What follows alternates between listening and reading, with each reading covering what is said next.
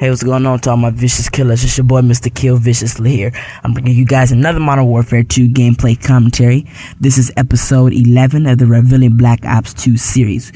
The main topic of this video are going to be the tactical and the lethal equipment that is going to be in Black Ops 2. So let's go ahead and get started. So we're going to start with the tactical equipment. So the first tactical equipment we have here listed is the shock charge.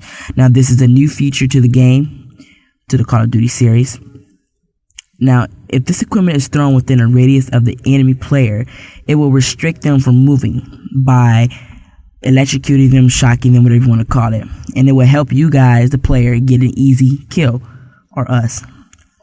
The next one we have here is a tactical insertion. Now, this will be returning in Black Ops 2 from previous Call of Duties. It will do the same thing it did before, which is to set up a personal spawn wherever you place it. This equipment has been seen in the multiplayer trailers and has definitely been mistaken for as a remote device that activates score streaks and etc. Flash, stun, and smoke grenades will all be returning as tactical equipments to Black Ops 2. I'll be really surprised if I saw that they did not return, because they have been in almost every multiplayer Call of Duty. You know, they always have these. The next piece of tactical equipment we have here is the sensor grenade. Now, this hasn't been completely confirmed, but back in July, Treyarch developer David Vanderhaar replied to a Twitter comment that stated, "No more motion sensors, please." Now, Vanderhaar replied to this comment saying, "Completely redesigned to pro rusher and not pro camper." So, even though the motion sensors are making a return in Black Ops 2, it will be more of a benefit to rushers than it will to campers. Now, I'm guessing since he's saying this, maybe you cannot just place the motion sensor in one spot next to you. Maybe you have to throw it across the map or something. So maybe that's why it's a grenade. I mean, you throw it. The next one we have here is EMP grenade. Now, exactly like in Modern Warfare 3, it will take down enemy kill streaks and temporarily disable enemy radar if the grenade is thrown within a range or radius of the enemy player. And the next one we have here is a Black Hat PDA. This new piece is said to hack enemy equipment. It will disable enemy vehicles and hack care packages. Vehicles? What kind of vehicles? I mean, what if Black Ops 2 actually had vehicles like land vehicles like Battlefield did? I always compare Call of Duty and Battlefield, which I usually do not do, actually. Okay, so that's all for the tactical grenades. Now we're going to move on over to the lethal grenades. So the first one we have here is something we have seen in almost every previous Call of Duty, and that is the C4. So its return is really not a surprise to the Call of Duty community, because we have seen it multiple times. Now, this equipment can be thrown and blown with a remote. Now, C4s are definitely, obviously, more powerful than grenades and other explosive equipment, like Simtex and things like that. But it does not have the same throwing range. It has, grenades and stuff have a further throwing range than a C4 does.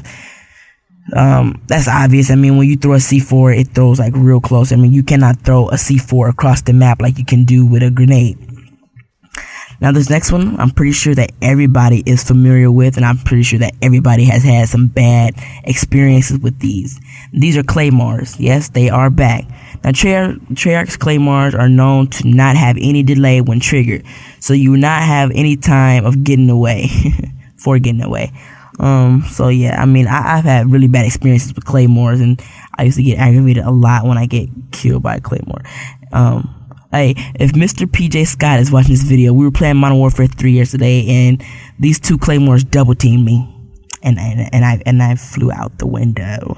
That was very embarrassing.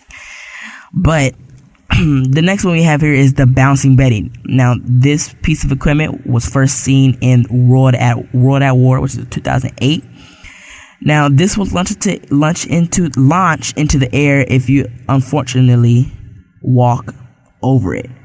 Many believe that these were weak in the previous games, and we are currently uncertain on whether or not you can escape them by crouching. You know how you can escape bouncing Betties by crouching, like, or going prone. Now the next one should be very, very familiar with, and that is the Semtex. Welcome back. Now this is a grenade that can be stuck to surfaces and enemy players. It has shorter range than the frag grenade, but it can cook much, much longer than the frag grenade can.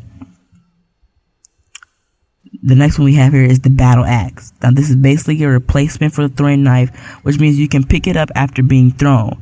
You can apparently choose 2 of these. It is also said that you can crack open a skull with it. Wow.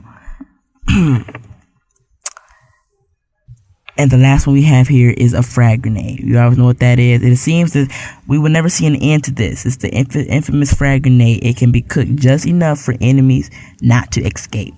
So basically, those are all of the lethals and tactical grenades that are going to be in Black Ops 2. Thank you guys for watching, and I will see you soon.